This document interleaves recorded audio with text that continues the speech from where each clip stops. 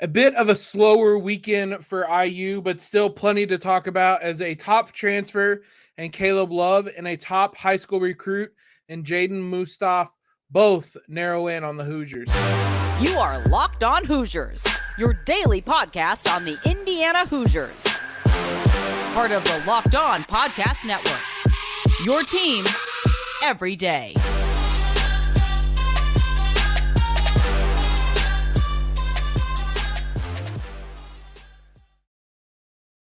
What is up, guys? Welcome into another episode of Locked On Hoosiers, your one and only daily one-stop shop for everything IU athletics. I'm your host, as always, Jacob.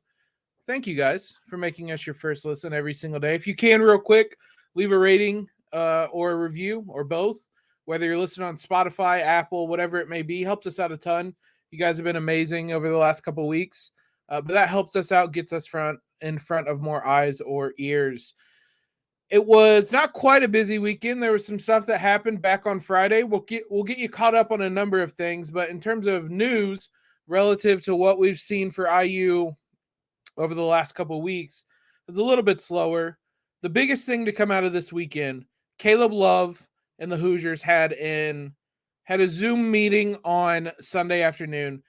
When they say in-home visit, this is what an in-home visit is in 2023. Instead of literally flying to wherever they may be, use the technology you have. Save some money. It's a Zoom call. So this was the quote-unquote in-home visit that the Hoosiers had with Caleb Love on Sunday. Caleb Love's father had an interesting quote to Peegs. Quote, he wants to go and win. He's played on Monday night, referencing the national championship game in 2022. He wants a situation where the floor is open, and as far as other talent around him, and he can operate in space. He wants to get up and down. He wants to play, or he wants an opportunity that benefits him in his transition to his ultimate goal, the NBA. There's a lot of projecting of what the Hoosiers are going to look like moving forward, but operating in space and having talent around him, that's what Indiana wants. That's what their ideal offense is going to look like. So there's reasons the Hoosiers would probably appeal to someone like Caleb Love. And so I would not be surprised if there's going to be maybe a campus visit or maybe continued interest. It seems like there is interest on both sides. I mean, obviously, IU is interested in him. They're continuing to talk to IU. I mean, Caleb Love is going to be as sought after as anybody in the transfer portal. I would argue there's probably no bigger name, I should say. It's also interesting.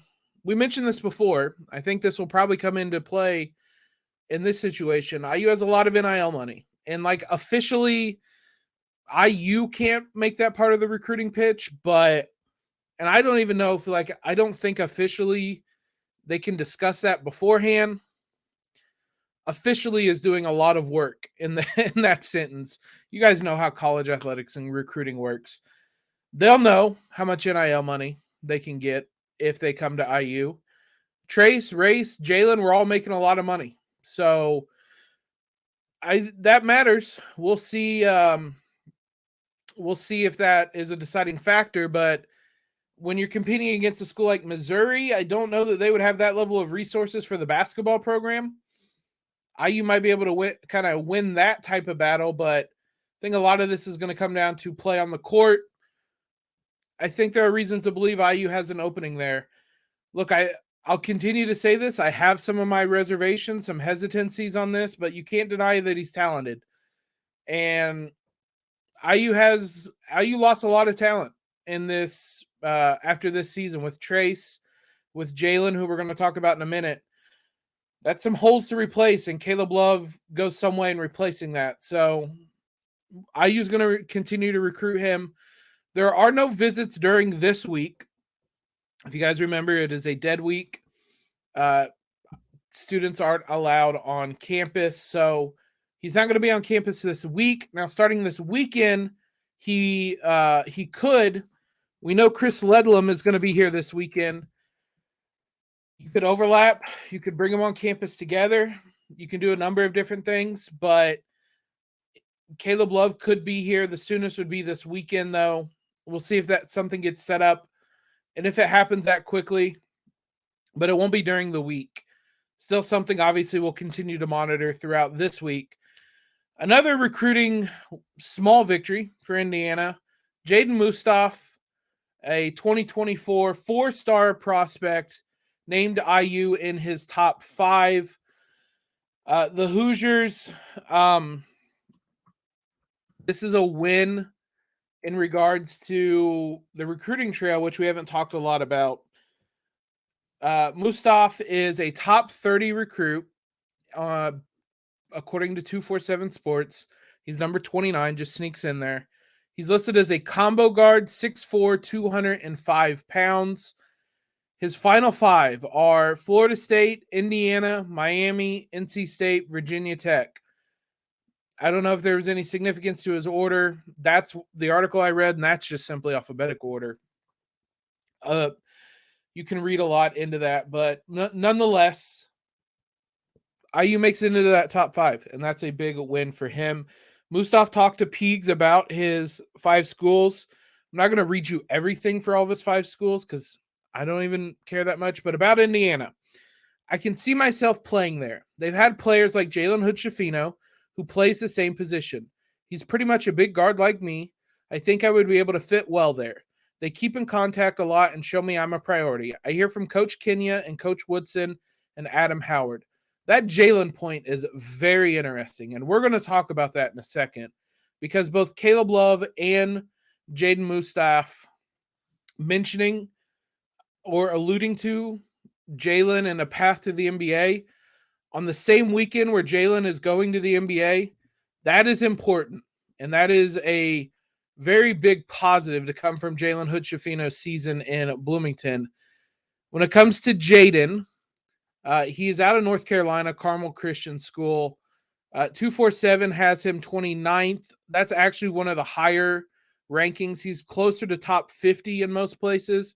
Their composite ranking, which is every kind of available online ranking, has him 39th. So most places are a little bit lower on him. But nonetheless, it's a top 40, top 50 guy. Like he's a very talented player. Sounds like, I mean, this is nothing imminent. He also said his father did, quote, he wants to, he said, Jaedan said, quote, I want to set up visits with all these schools pretty much this spring and summer. I want to visit all those schools. So Jaden's going to be on campus this summer, this spring, and taking a visit. I'm typically pretty confident about IU having guys on campus because Mike Woodson has done wonders. When guys get on campus, they come away very impressed. So that'll be big for the Hoosiers this spring, this summer. That is a victory for Indiana on the recruiting trail. We haven't talked a ton about it. IU's been pretty heavily recruiting the transfer portal, but they haven't forgotten about the recruiting trail for high school. And that's going to really pick up this summer, obviously. June, July are the big months for that with AAU going on. So that'll be important for the Hoosiers here. The bigger priority is the transfer portal right now. Well, we'll keep you updated on all that. There's plenty of rumors to stay updated on, and this week isn't going to slow down even though nobody can be on campus. But let's talk about Jalen. He entered the draft back on Friday. We put up a clip on our YouTube channel. If you guys didn't see it where I alluded to this, I want to talk a little bit longer about how important it is what he did in Bloomington this year for the program long term. Before we do that, let's talk about Built Bar. You guys know how great they are. We love Built Bar around here. I mention it all the time. My favorite aspect of Built Bar is that there are so many flavors. And you guys can go check them out now because Built is down to the final 4 in their Built March Madness bracket. Cookie dough chunk puff, salted caramel bar, cookies and cream, and brownie batter puff. I've had all of those but the caramel one. You guys can head on over there and vote today. And there's reason to, other than voting for your favorite flavor. 50 lucky Locked On listeners will get a free box of Built. one lucky Locked On listener will get a 12-month subscription to Built. It's free food. There's nothing better than free. So head on over to BuiltMarchMadness.com, vote, maybe look at some of the flavors. If something piques your interest, go buy a box, or you can go to Sam's Club or Walmart and buy a box as well. So hop in and support your pick. Big thanks to you guys for always making us your first listen. Subscribe on YouTube if you guys haven't. I just mentioned we upload shorts with bigger news that happens, whether it's Peyton Sparks committing, whether it's Jalen Hood-Schifino going to the draft, kind of a more instant reaction we upload there. So if you guys want that, you guys can subscribe to YouTube, get that reaction. And in lieu of emergency podcasts all the time, we'll give you those quick little reactions and keep these podcasts coming. Let's talk about Jalen Hood-Schifino. Entered the draft on Friday. Nobody is surprised by that, I don't think. If you had convinced yourself he might come back, I encourage you to earnestly debate the decision of whether tens of millions of dollars is worth another year of college, because he's set for tens of millions of dollars. He is going to make one hell of a payday in the coming months. And look, while the short term, that is a loss for Indiana. That is a lot of talent the Hoosiers have to replace. And that's not going to be easy. He won Indiana some games this year, none more so, obviously, than that Purdue game. He's a very talented player. As talented of a freshman as Indiana's had come through, man, maybe since Eric Gordon, unless I'm missing somebody. Just supreme talent from him. And while that'll be tough to replace in the short term, and Xavier Johnson coming back would certainly help that, it will be long-term a win for this program. While I mentioned that, I'll pull up the scholarship situation for Indiana. They're back to 4 open scholarships, as we suspected they would be, with him departing, and that's with Peyton Sparks committing. So you can look at this as the Caleb Love spot, the Chris Ledlam spot, the Jamison Battle spot, and the Nick Timberlake spot. That's not how that's going to work. IU's not going to get all 4 of those guys, but you can understand why they're casting such a wide net. They have 4 guys that they need to come in, and that's not even Caden Shedrick is probably going to fit in there somewhere. IU is going to be busy, and you see why. But talking about Jalen, think back to both the comments that I mentioned from Caleb Love and from Jaedan Mustaf. Caleb saying he wants an opportunity that benefits him in his transition to his ultimate goal, the NBA. And then think about Jaedan, who specifically name-dropped Jalen Hood-Schifino and seeing what he did this year. Jalen came to Bloomington not as a one-and-done prospect. He had some potential to be an NBA prospect. You could see the groundwork, but he wasn't one of those guys who was like, oh, yeah, he's 1 year at Indiana and he's gone. 2 years maybe, a couple years maybe. But for him to develop as much as he did under Mike Woodson and his staff, and for him to be entrusted as much as he was, some of that was forced because of Xavier Johnson's injury. But to be given the opportunities he was given, the trust he was given, and to excel to the point he became a one and done, and he goes to the NBA, people see that. I mean, literally, I mentioned Mustaf. He literally name-dropped him.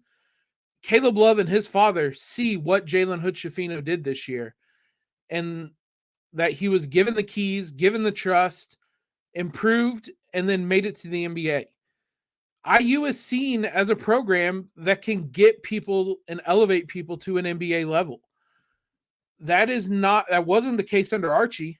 I mean, with all due respect to Romeo, he's kind of struggling in the NBA, and he was someone that everyone saw as a guaranteed one and done, and he's gone. Injuries have really hurt him, but if you think back to that situation and compare it to, and that's one situation compared to one situation with Mike Woodson, but you can see IU didn't have the reputation of a program that was going to elevate people to the NBA level, and then they were gone.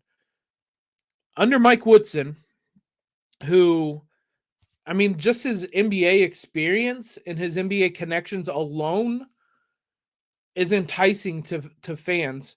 How many other programs are having a pro day like what IU had? And if you read some of the comments and some of the insight into him, from the minute the scouts and the GMs were at IU's pro day back in the fall, they knew Jalen was a first round pick.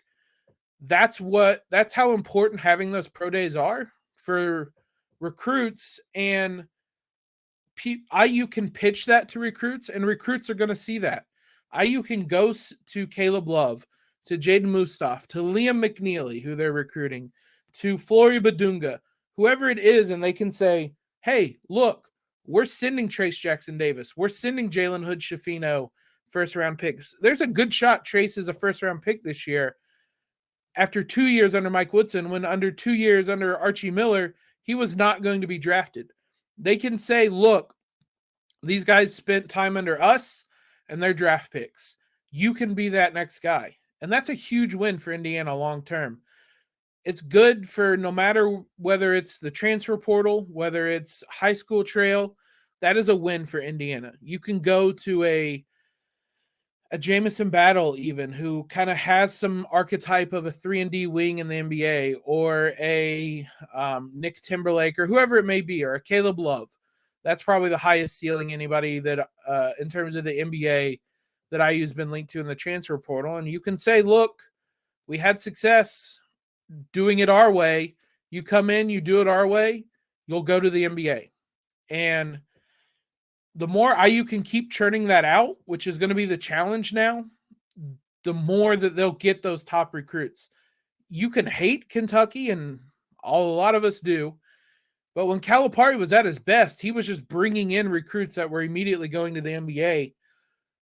That maybe long term, it's not the best to continually replace 7 freshmen with 7 freshmen, but 2 or 3 and building around those pieces, that's a win. That's the type of program you want to build. So this was ultimately a win for Indiana, even though Jalen leaving is a huge loss short term.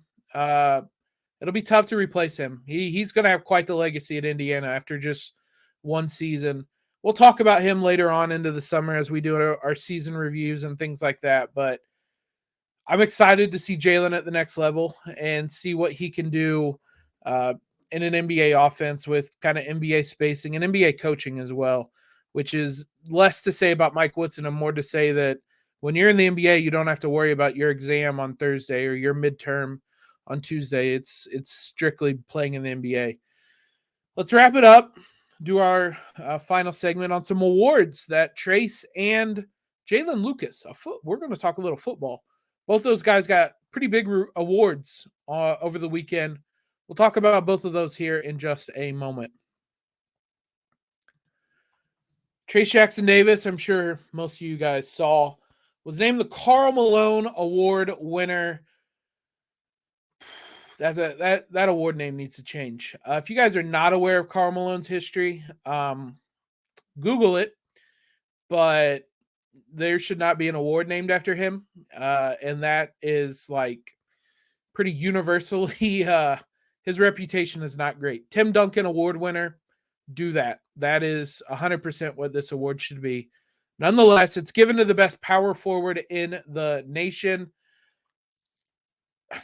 I mean, if you want to get like into the details, Trayce was a center, but this allows him and Zach Edey to win an award, and I'm not going to complain about it. Certainly, it was funny that he was named the power forward. I don't know that there's a big delineation between power forward and center. It allows them to give 2 bigs the award. Trayce's quote about winning it, I could not be more excited to receive this year's Karl Malone Award. This is something I share with our coaches and staff, my teammates, family, and all of Hoosier Nation. Thank you to the Naismith Memorial Basketball Hall of Fame for this honor. So it doesn't really get more prestigious than the Naismith Memorial Basketball Hall of Fame giving you an honor. The finalists this year, some familiar names. From Arizona, Azuolas Tubelis, I believe is how you pronounce it. You guys might remember him from the game between IU and Arizona. Drew Timme from Gonzaga, Chris Murray from Iowa, and Bryce Hopkins from Providence. Trayce wins out against all of those guys. This award has only been around since 2015. There's been some notable names that have won it. Montrezl Harrell at Louisville, DeAndre Ayton at Arizona, Zion, Obi Toppin at Dayton, Keegan Murray last year. So Keegan and Chris almost went back-to-back in that one. They gave it an award out to each position. Each one is named after a Hall of Famer, a legend. The Bob Cousy Award to Marquise Knoll from Kansas State. The Jerry West Award, the Bob Cousy one for point guard, the Jerry West one for shooting guard. Marcus Sasser from Houston. Julius Erving Award for small forward to Jalen Wilson of Kansas. Another familiar name. Trayce wins the Karl Malone Award. Should be the Tim Duncan Award. And Zach Edey wins the Kareem Abdul-Jabbar Award for center. Hard to argue with any of those. That's a really good team. That's what a lot of your All-American first teams are going to look like the rest of the year. So hats off to Trayce. He's earned a number of All-American awards throughout the last couple of weeks. It's impossible to keep up with all of them. Just know he's a consensus first-team All-American by basically any publication that's putting together any kind of award. Zach Edey's a National Player of the Year. I mean, whatever. Trayce was better than him, and I will stand by that until the end of time, but Trayce is winning a lot of All-American awards, so you can't complain. Jaylin Lucas, let's wrap this up with football. That is actually going on. At some point, we'll talk football. They're going to have a spring game this year, which is an improvement. This team has some exciting and interesting pieces, and at the top of that list is Jaylin Lucas, who was named a preseason All-American. We're doing preseason awards. It is April 3rd. I mean, it is the preseason, but good golly. Can we at least wait till like July before we start doing preseason awards? The Walter Camp Preseason All-American team as the first team kick return specialist. Yeah, I mean, he deserves that. It is kind of weird. It's just weird seeing IU with an All-American football player. I'm not even going to lie. Like, even if it's just a kick returner, he's one of the very best kick returners in the nation. It was very limited sample size this past year, and getting him the ball more is going to be the biggest thing for IU to do this season, whether on kick returns, punt returns, which it sounds like he's going to return them this year, out of the backfield as a receiver, a runner, whatever it is, just get the ball in his hands. But, I mean, if you remember back to the end of last year, he earned All-American accolades from 6 different outlets. So, he's been racking up the awards.